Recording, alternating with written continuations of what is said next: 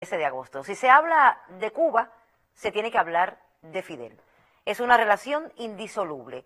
Hoy recordamos su pensamiento y su obra. Para ello nos acompaña en esta mañana aquí en el estudio, en nuestro set de entrevistas, reitero, la jefa del Departamento de Investigaciones del Centro Fidel Castro Ruz, Bárbara Flores Casamayor. Muy buenos días y gracias por aceptar nuestra invitación, Bárbara. Muy buenos días. En esta mañana tan emotiva y tan especial para todos los cubanos. Fidel tenía una visión a largo plazo, Bárbara, y su legado pues está presente en toda la obra de nuestra revolución. Da igual si hablamos de ciencia, deporte, cultura. ¿Qué papel juega entonces el Centro Fidel Castro en preservar justamente este legado de nuestro Fidel? Sí, Anela, buenos días y buenos días a los que nos ven a través del televisor. Bueno, decir primero que ante la invitación a exponer, o sea, a conversar con ustedes sobre el comandante en jefe, lo primero que debemos hacer es controlar la pasión. Fidel es un hombre inspirador. Fidel, nuestro Fidel, que como al decir de Che, era un hombre de ideales muy puros, realmente nos dejó un legado inmenso. Ese legado inmenso es una responsabilidad histórica conservarlo, atesorarlo, conservarlo y sobre todo estudiarlo y difundirlo. Esa es la misión del Centro Fidel Castro Ruz, estudiar y difundir el pensamiento, la vida, la obra y el ejemplo del comandante en jefe. Lograr eso es difícil, es extenso, es comprometido y nos lleva a que el centro sea una institución pública al servicio de nuestro pueblo, factor indisoluble que acompañó a nuestro comandante todo el tiempo. Hubiera sido impensable una victoria sin la compañía del pueblo frente a un ejército de tantos hombres como tenía la dictadura. Por tanto, cuando hablamos del legado, tenemos que pensar que el legado del comandante no solo se trata de su patrimonio documental, de su patrimonio físico, se trata también de toda una obra escrita, se trata de libros y de visiones incluso que van más allá de nuestra realidad. Por tanto, la conservación del legado pasa por tener en primera instancia en nuestro centro 9 salas expositivas que nos permiten transitar y conocer la vida y la obra del comandante en jefe, que es decir también la vida y la obra de la revolución. Eso nos llena de orgullo y de satisfacción y sobre todo nos llena de satisfacción ver cuando nuestro pueblo y amigos del mundo visitan el centro y sienten que pueden recorrer esa vida tan vasta que es la obra de la Revolución Cubana. Y contamos además, para preservar ese legado y difundirlo, con un centro de información que da los servicios de bibliotecas tradicionales, digitales, y que además brinda otro grupo de servicios como referencias, solicitudes de información. Tenemos además una editorial que nos permitirá difundir los resultados de las investigaciones que desarrollan 2 departamentos enfocados de uno a lo que es su pensamiento principalmente y el otro departamento a sus obras y estudios biográficos. Tenemos además, atesora el centro, parte del patrimonio, tanto personal del comandante, cuando nos referimos a sus objetos, a sus elementos, como el adquirido, o sea, el que le han regalado, las diferentes obras de arte, etcétera, que están expuestas y que son conservadas en nuestra área patrimonial. Tenemos también, muchos elementos que permiten hablar sus documentos, algunos facsímiles y muchos otros elementos, incluso nuestros museos, nuestros jardines tienen un concepto en el cual exponemos tanto el bosque cubano y la naturaleza como las plantas de países amigos o países visitados por el comandante, porque cuando hablamos del comandante nosotros no solo hablamos de un hombre, hablamos de una obra, de un pensamiento, de una vida. Así es, yo creo que la visita al centro es obligada para todo cubano, Bárbara. Casi un siglo ha pasado ya desde el nacimiento de nuestro Fidel Envirán Holguín, un joven de gran educación, como todos conocemos, que desde su juventud se enroló en la vida estudiantil universitaria y política. ¿Cómo influyó entonces la infancia de Fidel y su crianza en su implicación como defensor de los derechos del pueblo cubano y firme detractor de la tiranía neocolonial? Cuénteme. Me gustaría mucho que esta parte nos las pudiera contar nuestra compañera y conocida como biógrafa del comandante Katiuska Blanco, quien lo ha plasmado en sus libros, que revelan esa infancia, esa dulce infancia del comandante en jefe. Creo que cuando hablamos de la infancia, la niñez y la adolescencia del comandante, tenemos que hacer referencia a que él era el tercer hijo varón de una familia de 7 hermanos, donde estuvo siempre la figura paterna y la figura materna. Y heredó, o sea, los niños aprenden mucho por el mimetismo del ejemplo, y el comandante hereda cualidades importantes de su personalidad de ese entorno familiar. Él describe, o sea, hoy ya tenemos otros libros publicados y tenemos la palabra del comandante describiendo cómo recuerda a su padre como un hombre de mucha voluntad, emprendedor, solidario y de mucha constancia. Y cómo recuerda a su madre como una mujer muy activa, que les imponía disciplina, pero que les daba mucha confianza. Cualidades todas que vamos a ver después reflejadas en la personalidad del comandante y en la vida del comandante.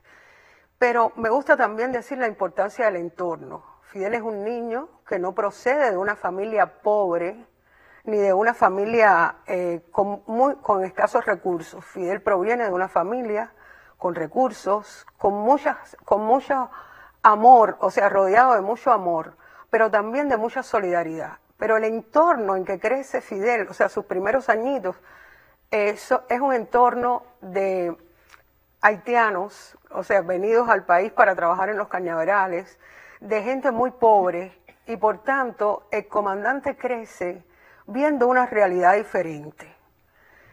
Realidad diferente que posteriormente va a continuar analizando cuando ya lo mandan a Santiago con sus hermanos mayores, con Angelita y Ramón, y va el niño porque una maestra llamada Eufrasia encuentra en Fidel cualidades excepcionales. Y dice, este niño tiene mucho potencial, vamos a llevarlo, vamos a educarlo. O sea, y empieza una educación de Fidel antes de su periodo escolar. Y ahí también cuenta Fidel que en ese momento también conoció de penurias, de carencias, de explotación. Él llama de explotación. Y bueno, después transita por escuelas religiosas, influencia que también va a estar presente en su actuación. Y me gustaría en este momento ver si la tecnología me acompaña. Efectivamente me acompaña, y Dios sí me acompaña, porque es más importante el corazón que la tecnología. Claro que sí. O sea, la tecnología es solo un soporte y así nos gusta comprenderla. Y quiero leer lo que uno de sus profesores jesuitas escribió cuando Fidel se gradúa en el año 45 en la Escuela de Belén, actualmente hoy nuestro Instituto Técnico Militar, o sea, la institución. Dice el profesor, se distinguió siempre en todas las asignaturas relacionadas con las letras. Excelencia y congregante, verdadero atleta, defendió siempre con valor y agilidad la bandera del colegio. Ha sabido ganarse la admiración de todos.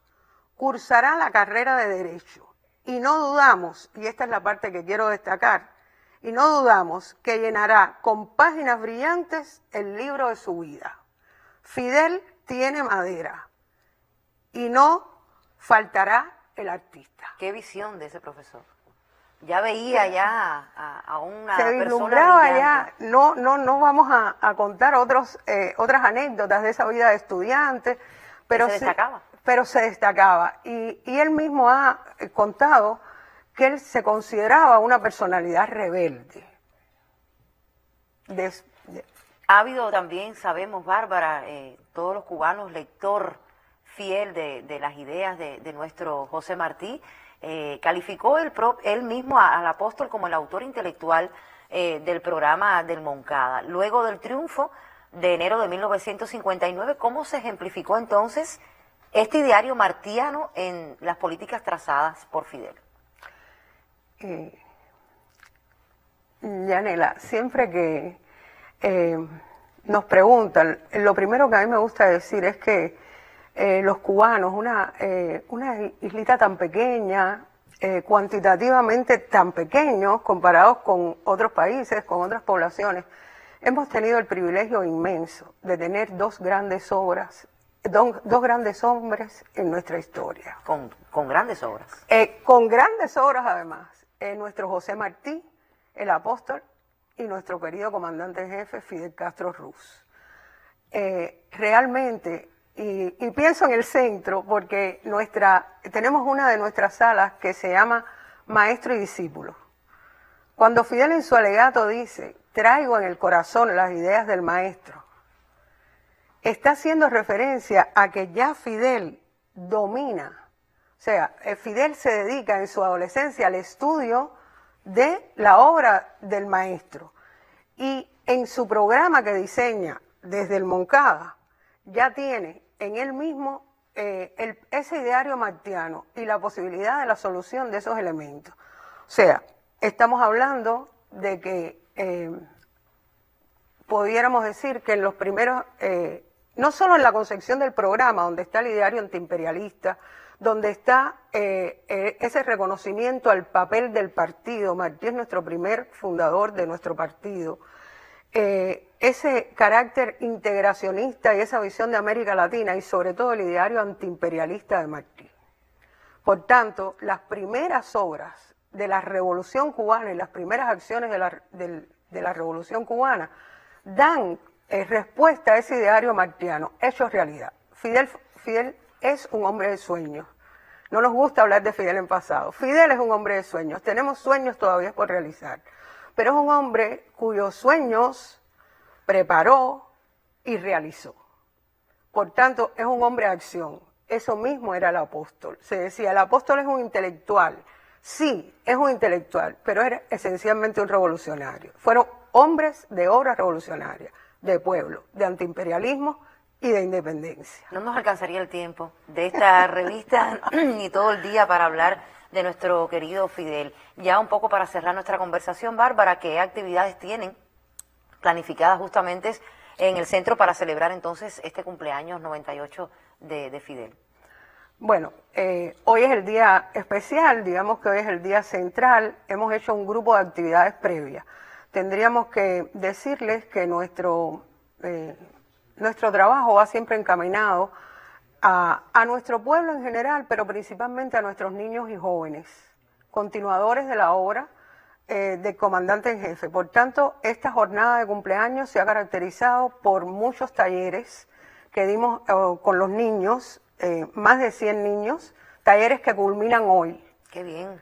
Esos talleres fueron de museología, de pintura, o sea, de artes manuales, de ajedrez, todos elementos culturales, porque sabemos que la cultura es la base de nuestra revolución, y hoy se clausuran esos talleres.